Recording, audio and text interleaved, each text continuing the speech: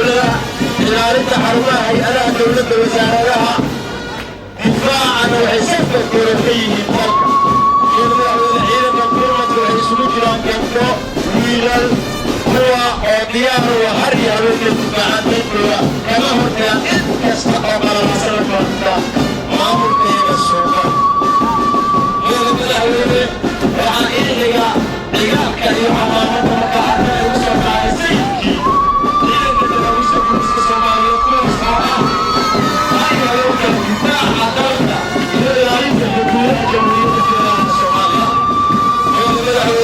دراويش وحب البوليس كصوماليين وعلي طريقة العصر وسلام قرآن أمر وسلام قرآن جمهور إلى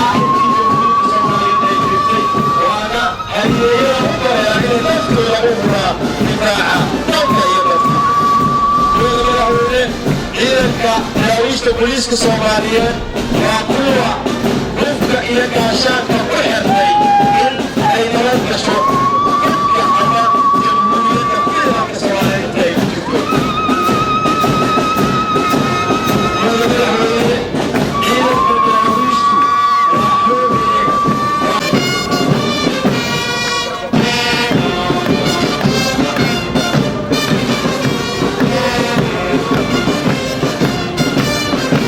والصلاة والسلام على رسول الله. السلام عليكم ورحمة الله وبركاته.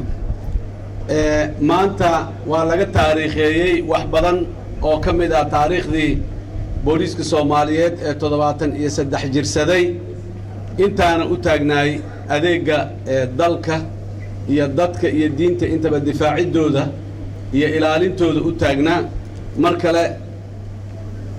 oo aan ku celinayaa xalay ayaan hambalyadii u diray markaan aan ku celinayaa dhammaan ciidanka booliska Soomaaliyeed meel kastoo ay joogaan dalka gudihiisa iyo dibaddiisa saraakiishiisa saraakiil xigeenkiisa dableydiisa iyo xaasaskooda dhammaan waxaan leeyahay hambalyo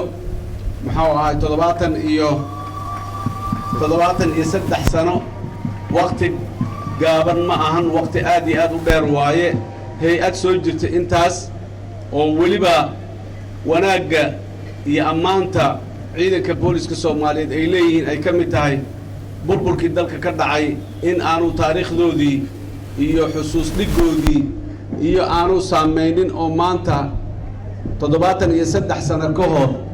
askarigii booliska ugu horeeyay ee maxaan ku raadayay la qoray ee booliis noqday in recordkiisii iyo sawirkiisii iyo taariikhdiisii ay qoran yihiin intii ka dambeysana intii ku soo biirtay booliska Soomaaliyeed ay meel yaalaan oo la xafiday burburkii dalka ka dhacayna ay ka badbaaday ilaahay idankiis iyo maxaan ku raraa la'aanshiisa ka sokow dadaal ayay ku badbaaday ay sameeyeen xubno ka tirsan booliska Soomaaliyeed ilaahay idankiis maalin maalmaha ka midana waa lagu abaal marin doonaa oo aan dheerayn guud ahaan booliska iyo gaar ahaan shakhsiyaadkii inta sameeyay